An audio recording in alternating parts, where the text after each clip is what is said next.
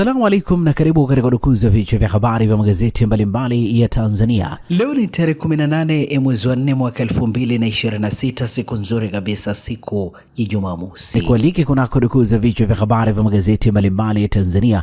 Dakika kadhaa za kutazama namna magazeti ya Tanzania yalivyoandikwa kwenye kurasa zake za mbele. Jina langu ni Shehani Mzaina na hii ni Toka Zamani TV. Kubwa ni kukumbusha, kama ndio mara ya kwanza kabisa unaungana nasi, tafadhali subscribe na bonyeza alama ya kengele. Lakini pia tufuate Facebook, Instagram pamoja na mtandao X kwa jina la Toka Zamani TV.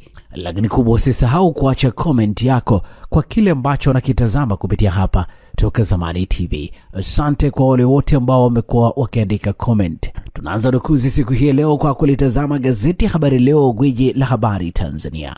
Lakini kubwa, tunapewa nguvu na The Mart Supermarket ambayo inakupa uhakika wa bidhaa mbalimbali za matumizi ya nyumbani. Lakini bila kusahau maziwa ya mtindi na bidhaa za maziwa kutoka Kondiki Moshi, vinywaji aina mbalimbali, mafuta ya kupikia, sausage bora kabisa kutoka Peramio na bidhaa mbalimbali za nyama. The Mart Supermarket inapatikana Dar es Salaam, Kigamboni, Kibada, barabara ya kwenda darajani. Kwa mawasiliano zaidi na The Mart Supermarket, piga simu namba 0775946447. Fika hapo upate bidhaa zako. Gazeti ya Habari Leo, habari iliyopewa kipaumbele ni Tanzania yajipanga uwekezaji Afrika, yaita uwekezaji wa Marekani taasisi ya kimataifa kuwekeza miundombinu nchini. Habari imeandikwa kwenye ukurasa wa 7. Mwigulu, hakuna tatizo dogo la mwananchi. Habari imeandikwa kwenye ukurasa wa 2. Uzushi wa kupotea nyeti wasababisha vifo 11, majeruhi 39. Habari katika ukurasa wa 20. Watoto 4 wafa mvua ikiangusha ukuta wa hoteli. Habari katika ukurasa wa 3. Serikali yatangaza ajira mpya 1045. Benki ya Dunia bilioni 7.48. TASAF 3,500,000 kunufaika. Habari imeandikwa kwenye ukurasa wa 2 wa gazeti hili. Ujumbe wa kimataifa, uchaguzi na njia ya Tanzania kuelekea utulivu. Habari imeandikwa katika ukurasa wa 4 wa gazeti hili. Bodi ya mikopo yaja na mbinu mpya, wadaiwa sugu. Habari katika ukurasa wa 3, na hivi ndivyo ambavyo limeandika gazeti Habari Leo, gwiji la habari Tanzania. Habari picha ikimwonyesha Waziri Mkuu Dr. Mwigulu Nchemba akikagua maendeleo ya ujenzi wa uwanja wa mpira wa miguu Arusha ambao utatumika kwa fainali za michuano ya mataifa ya Afrika AFCON yanayoandaliwa kwa pamoja na Tanzania, Kenya, Uganda mwaka 2027 jijini Arusha jana. Pamoja na gazeti Habari Leo mikononi mwangu, nalo gazeti Mwananchi lenye habari iliyopewa kipaumbele ni utitiri wa michango shuleni wageuka fupa kwa wazazi. Mzigo wazidi kuelemea wazazi, kila mara ikibuka michango mipya. Serikali yasema inayokubalika iliyopitishwa kwa makubaliano ya pande mbili. Yasisitiza elimu ya msingi sekondari inatolewa bila ada. Habari katika ukurasa wa 5 wa gazeti hili. Michango maarufu inayotozwa shuleni, gharama za usafi, gharama za mlinzi, motisha kwa walimu, michango ya madawati, ukarabati wa shule, mitihani, masomo ya ziada. Undani wa taarifa hii ni katika ukurasa wa 5. Nukuu ya Mariam Abdallah ikisema, unaambiwa elimu ni bure, lakini mara unaletewa barua ya kuchangia madawati, mara ulinzi au matengenezo ya shule, unajikuta ukipiga hesabu inafikia hadi 80,000. Sasa unajiuliza hapa cha bure ni nini? Nukuu ya Dr. Mwigulu Nchemba, waziri mkuu, ikisema michango yote lazima ifuate utaratibu uliowekwa. Haiwezekani kila shule ikaibua tozo zake kiholela. Haya yote utaipata kwenye ukurasa wa 5 wa gazeti Mwananchi. Mwananchi limeandika Dr. Gwajima simulia uteuzi ulivyomshtua. Hii ni mahojiano maalum katika ukurasa wa 4. Mamalishe auawa, mwili watelekezwa shambani Moshi. Habari katika ukurasa wa 6. Ajira mpya 1045 za tarajiwa utumishi mwaka 2026 2027. Habari katika ukurasa wa 3. Baba hahukumiwa kifo kuua mke mkubwa mtoto wao kwa kuwanyonga. Habari imeandikwa kwenye ukurasa wa 10 wa gazeti hili, na hivi ndivyo ambavyo limeandika gazeti Mwananchi katika ukurasa wake wa 2. Gari lako linahitaji huduma ya haraka ya kitaalamu? Usijali, Ara Auto Garage iko hapa kukusaidia. Toa huduma za matengenezo ya magari ya aina zote, service ya magari ya kisasa, matengenezo ya engine na gearbox, kupiga rangi, kuagiza spare parts aina zote, huduma ya breakdown popote ulipo, upimaji wa changamoto ya gari kwa kutumia kompyuta ni bure kabisa, na wewe utalipa matengenezo. Ara Auto Garage ipo Songea mjini, jirani na hospitali ya Mji Wasiliana nasi kwa simu namba 0629205099 au 0789078374 na 0627781106. Usalama wa gari lako ni kipaumbele chetu. Ara Auto Garage, huduma ya haraka, ya kitaalamu na ya kuaminika. Gazeti Nipashe mwanga wa jamii lenye habari iliyopewa kipaumbele ni kicheko ajira mpya, watumishi 45,000 kuajiliwa katika mkakati wa kupunguza uhaba wa watumishi mwaka 2026-2027. Pia madai ya malimbikizo ya mishahara katika taasisi zaidi ya 400 kuhakikiwa.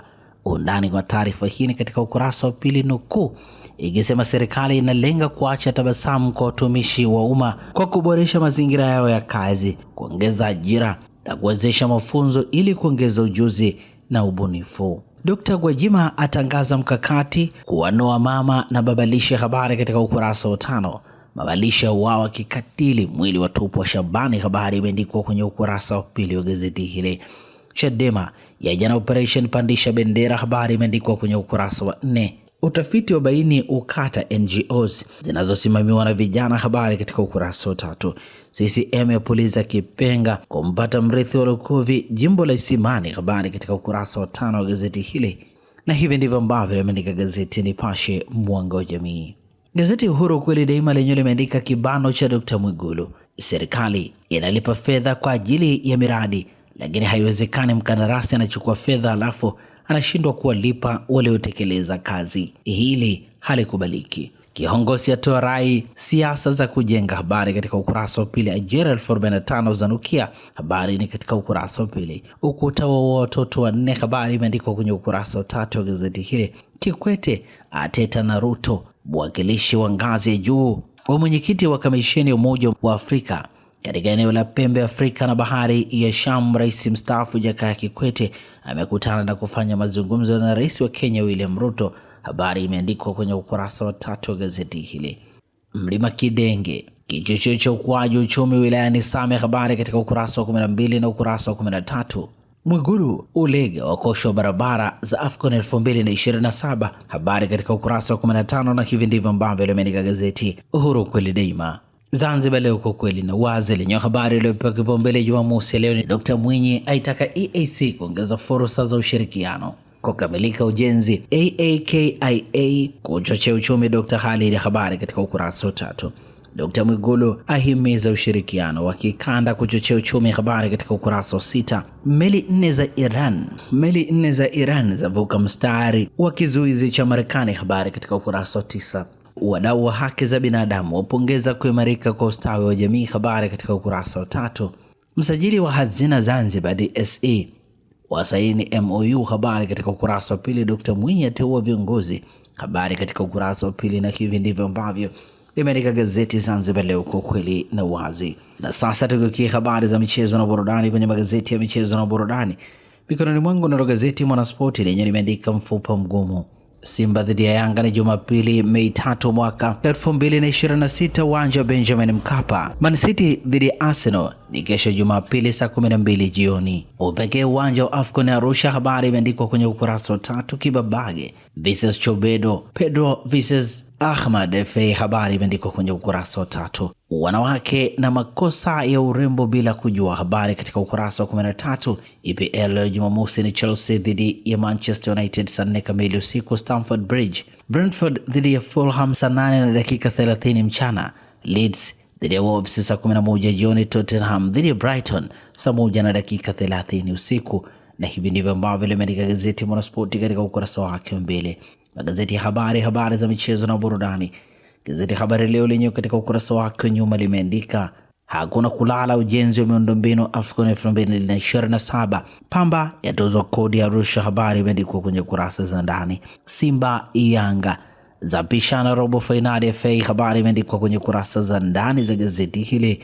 Lakini pia gazeti hili limeandika D4VD akamatwa kwa madai ya mauaji. Habari katika ukurasa wa 21. Serikali ahidi kulinda maslahi ya mabondia. Habari imeandikwa kwenye ukurasa wa 23, na hivi ndivyo ambavyo limeandika gazeti Habari Leo, gwiji la habari Tanzania. Ukurasa wa nyuma wa gazeti Nipashe mwanga wa jamii lenye limeandika Simba Sports Club TRA United Yanga mikononi mwa mafande. Ni kwenye robo fainali ya kombe la FA huku Azam FC wao, habari katika ukurasa wa 23. Yanga rekodi ya mabao, Okelo kinara wa assist, habari katika ukurasa wa 23.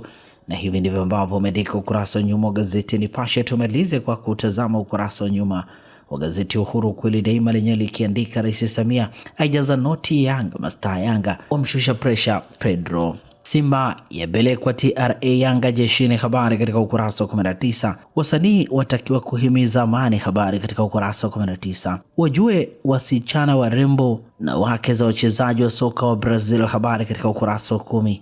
Waziri Katambi, serikali imejipanga ulinzi wa AFCON 2027, habari katika ukurasa wa 19. Kocha amlilia nyota wa zamani wa Pamba, habari katika ukurasa wa 23. Chelsea Man U mzigoni tena, habari katika ukurasa wa 19. Na hivi ndivyo ambavyo limeandika gazeti Uhuru kweli daima, na gazeti hile linakamilisha udukuzi wa vichwa vya habari hapa Toka Zamani TV.